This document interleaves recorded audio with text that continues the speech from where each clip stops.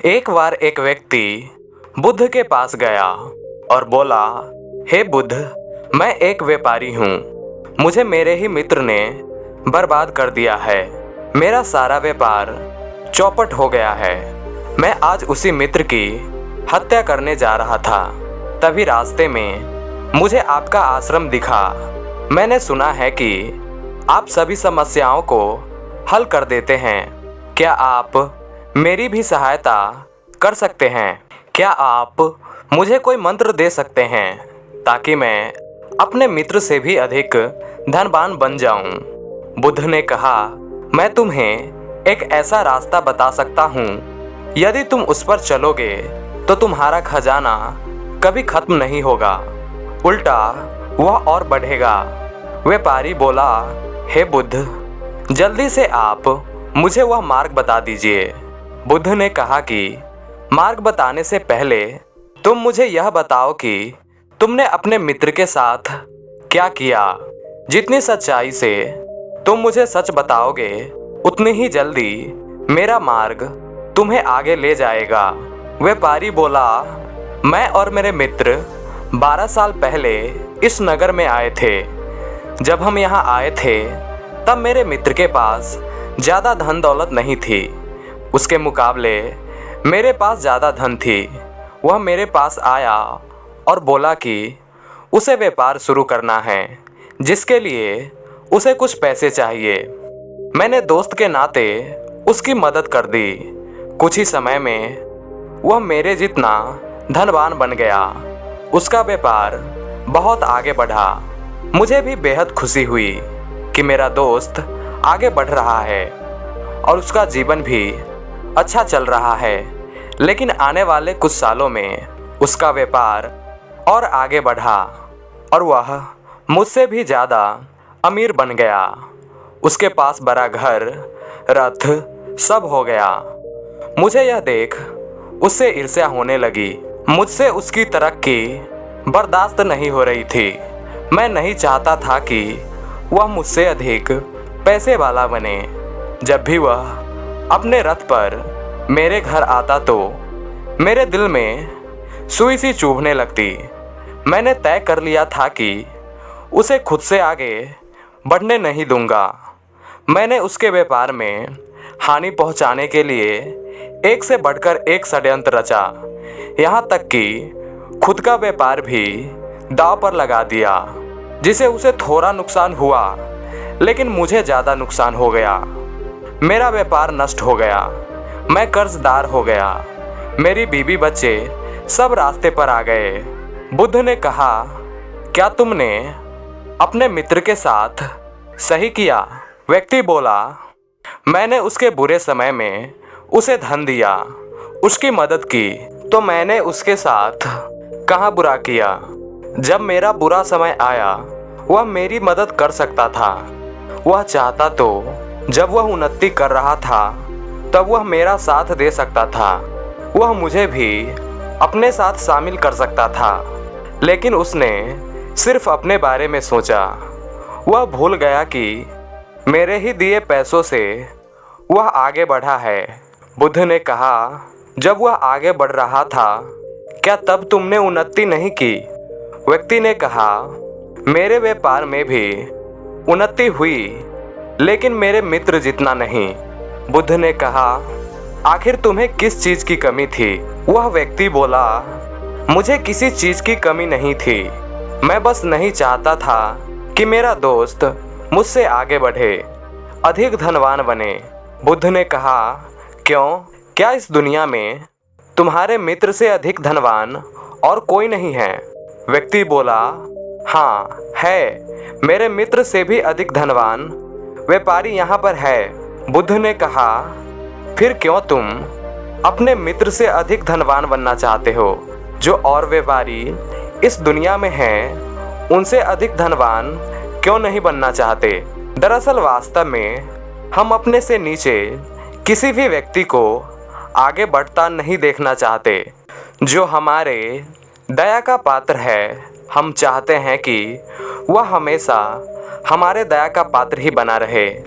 वह भले ही हमसे आगे निकल जाएं, हम अपने चेहरे पर मुखौटा लगाकर उन्हें दिखा तो देते हैं कि हम उनकी कामयाबी से बेहद खुश हैं, लेकिन ऐसा नहीं होता है।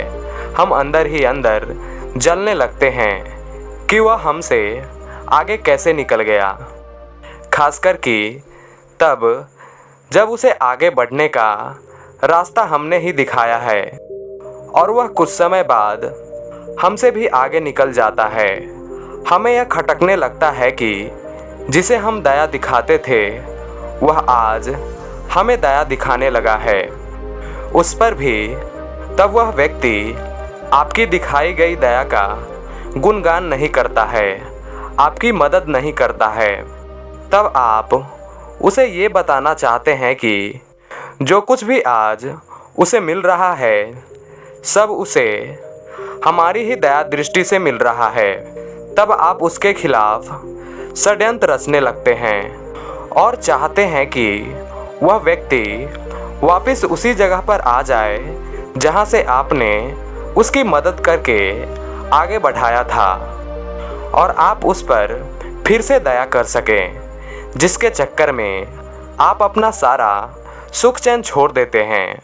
बुद्ध ने कहा, तुम चाहते तो अपने मित्र की उन्नति को सहनशील स्वीकार कर सकते थे और अपने व्यापार में भी उन्नति कर सकते थे। तुम में कोई कमी नहीं थी।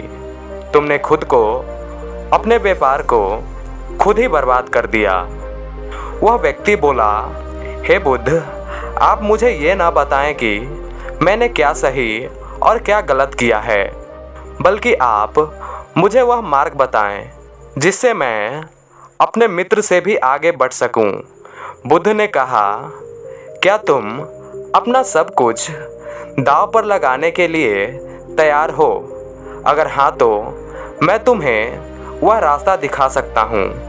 वह व्यक्ति बोला, हाँ मैं तैयार हूँ, मैं अपना सब कुछ दांव पर लगा दूंगा।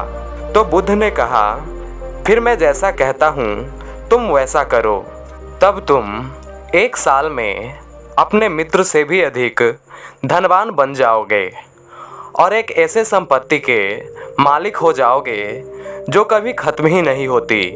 तुम सबसे पहले अपने मित्र के पास जाओ और अपना व्यापार शुरू करने के लिए उनसे धन मांगो। व्यक्ति ने कहा, ये आप क्या कह रहे हैं बुद्ध? मैं अपने मित्र से धन नहीं मांग सकता। बुद्ध मुस्कुराए और बोले, अगर तुम्हें वह संपत्ति चाहिए तो तुम्हें ऐसा करना ही होगा। जाओ अपने दोस्त से धन लेकर आओ और अपना व्यापार शुरू करो। और यही नहीं, रोज़ तुम्हें यहाँ आश्रम में आकर 1 वर्ष तक भिक्षुओं से ध्यान सीखना होगा और जो कुछ भी तुम कमाओगे उसका उसमें से उतना ही अपने पास रखना जितना कि तुम्हें ज़रूरत होगी। बाकी सब गरीबों में दान कर देना और लोगों की मदद करने के लिए उपयोग करना। नशा मत करना, कभी किसी की निंदा मत करना, अपना व्यापार पूरी ईमानदारी से करना, कोई षड्यंत्र मत रचना। तुम 1 साल तक ऐसा ही करो, तब देखना तुम्हें वह खजाना मिल जाएगा और कभी ख़त्म ही नहीं होगा। उस व्यक्ति ने ऐसा ही किया और 1 साल के बाद बुद्ध के पास वापस आया और उनके चरणों में गिरकर बोला, हे बुद्ध, आप जिस संपत्ति की बात करते थे वह मुझे मिल गई है। बुद्ध ने कहा, क्या तुम्हारा व्यापार तुम्हारे मित्र से आगे बढ़ गया है? व्यक्ति ने कहा, मेरा व्यापार तो बेहद छोटा सा है, लेकिन अब मैं उससे बेहद संतुष्ट हूँ। मैं इतना कमा लेता हूँ कि अपने बीवी बच्चों को अच्छा जीवन दे सकूँ और मैं उसी में से दूसरों की मदद भी कर देता हूँ। मुझे अब समझ आ गया है कि हम लोग अपना जीवन व्यर्थ में ही गवा रहे हैं।